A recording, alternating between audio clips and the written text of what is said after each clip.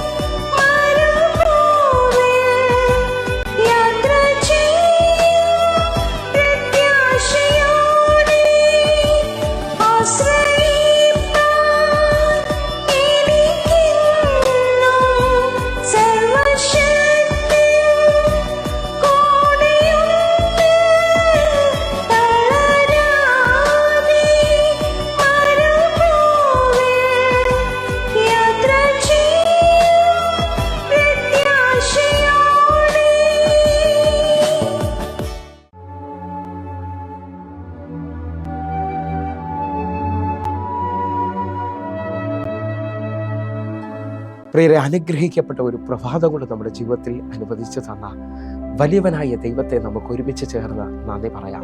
എത്ര പേർ പറയും, ഞാൻ നിന്നതല്ല, എൻ്റെ ദൈവം എന്നെ നിർത്തിയതാണ്. ഒന്നുകൂടെ പറഞ്ഞു കഴിഞ്ഞാൽ 2024 മാർച്ച് മാസം 7-ാം തീയതി വരെയും എന്നെയും എൻ്റെ കുടുംബത്തെയും പ്രത്യേകിച്ച് പകർച്ചവ്യാധിയിൽ നിന്നും അനേക പ്രതികൂലത്തിൽ നിന്നും പ്രതിസന്ധിയിൽ നിന്നും കണ്ണിലെ കൃഷ്ണമണി പോലെ സൂക്ഷിക്കുകയും വിടുവിക്കുകയും ചെയ്ത വലിയവനായ ദൈവത്തിന് നന്ദി പറഞ്ഞുകൊണ്ട് ഈ പ്രഭാത ചിന്തയിലേക്ക് നമുക്ക് ഒരുമിച്ച് അടുത്തു വരാം. നമ്മെ വേലികെട്ടി സൂക്ഷിക്കുന്ന ദൈവം. പ്രിയരെ, പ്രാരംഭ വാക്യത്തിലേക്ക് യോബിന്റെ പുസ്തകം 1-ാം അധ്യായം അതിന്റെ 9-10 വാക്യങ്ങളിലേക്ക്. അതിന് സാത്താൻ യഹോവയോട്, വെറുതെയോ യോബ് ദൈവഭക്തനായിരിക്കുന്നത്? 10-ാമത്തെ വാക്യം, നീ അവനും അവന്റെ വീടിനും അവനുള്ള സകലത്തിനും ചുറ്റും വേലി കെട്ടിയിട്ടില്ലയോ? നീ അവന്റെ പ്രവൃത്തിയെ അനുഗ്രഹിച്ചിരിക്കുന്നു, അവന്റെ മൃഗസമ്പത്ത് ദേശത്ത് പെരുകിയിരിക്കുന്നു. പ്രിയരെ, ഈ പ്രഭാതത്തിൽ ദൈവം നമ്മോട് ഇടപെടുന്ന അനുഗ്രഹിക്കപ്പെട്ട വചനത്തിനായിട്ട് നമുക്ക് ഒരുമിച്ച് ചേർന്ന് നന്ദി പറയാം. ഈ പ്രഭാതത്തിൽ നാം ചിന്തിക്കുന്നത് ദൈവം നമ്മെ വേലികെട്ടി സൂക്ഷിക്കുന്നു എന്നുള്ള വിഷയമാണ്. നിങ്ങൾ ശ്രദ്ധിച്ചു നോക്കേ, യോബിനെ കുറിച്ച് സാത്താൻ ദൈവത്തോട് പറയാണ്, വെറുതെയാണോ യോബ് ഭക്തനായിരിക്കുന്നത്?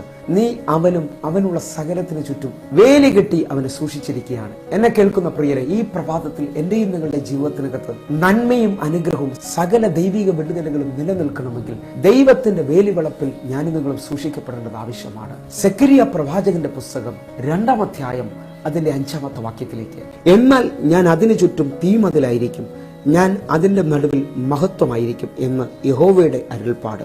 നാം വായിച്ചു കേട്ട വാക്യപ്രകാരം ദൈവം നമ്മോട് പറയാണ്, ഞാൻ അതിനു ചുറ്റും തീമതിലായിരിക്കും. ഈ പ്രഭാതത്തിൽ എന്നെ കേൾക്കുന്ന എത്ര പേർ പറയും, ഞാൻ നിന്നതല്ല, എന്റെ ദൈവം എന്നെ നിർത്തിയിരിക്കുകയാണ്? ഒന്നുകൂടെ പറഞ്ഞു കഴിഞ്ഞാൽ, ഈ പകർച്ചവ്യാധിക്കോ മറ്റു രോഗങ്ങൾക്കോ പ്രശ്നങ്ങൾക്കോ എന്നെയും നിങ്ങളെയും തൊടാൻ കഴിയാത്തത് എനിക്കും നിങ്ങൾക്ക് ചുറ്റുമായി ദൈവം തീമതിലായിരിക്കുന്നത് കൊണ്ടാണ്. യെശയ്യാ പ്രവാചകന്റെ പുസ്തകം 31-ാം അധ്യായം അതിന്റെ 5-ാമത്തെ വാക്യം, പക്ഷി ചുറ്റിപ്പറന്ന് കാക്കുന്നത് പോലെ സൈന്യങ്ങളുടെ യഹോവ യെരൂശലേമിനെ കാത്തുകൊള്ളും, അവൻ അതിനെ കാത്തു രക്ഷിക്കും, നശിപ്പിക്കാതെ അതിനെ പരിപാലിക്കും. നാം വായിച്ചു കേട്ട വാക്യപ്രകാരം യെരൂശലേമിനെ ദൈവം എങ്ങനെയാ കാക്കുന്നതെന്ന് ചോദിച്ചാൽ, ഒരു പക്ഷി ചുറ്റിപ്പറന്ന് കാക്കുന്നത് പോലെ ദൈവം തന്റെ പട്ടണത്തെ കാക്കുകയാണ്. എങ്കിൽ ഈ പ്രഭാതത്തിൽ നമുക്ക് ഒരുമിച്ച് സമർപ്പിക്കാം. 91-ാം സങ്കീർത്തനം അതിന്റെ 10-ാമത്തെ വാക്യം പറയുന്നു, ഒരനർത്ഥവും നിനക്ക് ഭവിക്കുകയില്ല, ഒരു ബാധയും നിന്റെ കൂടാരത്തിൽ അടുക്കുകയില്ല. നമുക്കൊരുമിച്ച് ഈ പ്രഭാതത്തിൽ വിശ്വസിച്ചുകൊണ്ട് നമുക്ക് ചുറ്റും നിൽക്കുന്ന ദൈവത്തിന്റെ വേലിവളപ്പിനായി നന്ദി പറയാം. പ്രിയരെ, നമുക്ക് ഒരുമിച്ച് പ്രാർത്ഥിക്കാം. കണ്ണുകൾ അടച്ചാട്ടെ. ഞങ്ങളെ സ്നേഹിക്കുന്ന ഞങ്ങളുടെ നല്ല ദൈവമേ, ഈ പ്രഭാതത്തിൽ ഞങ്ങൾ ഒരുമിച്ച് വിശ്വസിക്കുകയും പ്രാർത്ഥിക്കുകയും ചെയ്യുന്നു. അങ്ങയുടെ വേലിവളപ്പിൽ അങ്ങ് ഞങ്ങളെ സൂക്ഷിച്ചിരിക്കുന്നതിനായി നന്ദി. ഇന്ന് ഈ വചനം കേൾക്കുന്ന ഓരോ ദൈവമക്കളും മാനിക്കപ്പെടട്ടെ. ഇന്ന് ഈ വചനം കേൾക്കുന്ന ഓരോ മക്കളും സൗഖ്യമാകട്ടെ. ഇന്ന് ഈ വചനം കേൾക്കുന്ന ഓരോ മക്കളും അങ്ങയുടെ നന്മ അനുഭവിക്കട്ടെ. കർത്താവേ, ഞങ്ങൾ ഒരുമിച്ച് സമർപ്പിക്കുന്നു യേശുവിൻ നാമത്തിൽ തന്നെ. ആമേൻ, ആമേൻ. പ്രിയരെ, ഈ പ്രഭാത സന്ദേശം നിങ്ങൾക്ക് അനുഗ്രഹമാകുന്നെങ്കിൽ നമ്മുടെ യൂട്യൂബ് ചാനൽ സബ്സ്ക്രൈബ് ചെയ്യുകയും ഫേസ്ബുക്കിലേക്ക് നിങ്ങൾ ജോയിൻ ചെയ്യുകയും ചെയ്യണമെന്ന് ഓർപ്പിക്കുന്നു. അതേപോലെ ഒരു ഗുഡ് ന്യൂസ് നിങ്ങളെ അറിയിക്കുന്നു. എല്ലാ ദിവസവും നമുക്ക് സൂമിൽ ആരാധന നടക്കുകയാണ്. നിങ്ങളെയും ഞാൻ അതിലേക്ക് ക്ഷണിക്കുകയാണ്. ഒരു വിടുതലിന് വേണ്ടി ആഗ്രഹിക്കുന്ന ഏവരും ആ സൂം ആരാധനയിലേക്ക് കടന്നു വരണമെന്ന് ഓർപ്പിക്കുന്നു. എങ്കിൽ ഈ പ്രഭാതം ഏറ്റവും അനുഗ്രഹമുള്ളതായി തീരട്ടെ. God bless you. ആമേൻ.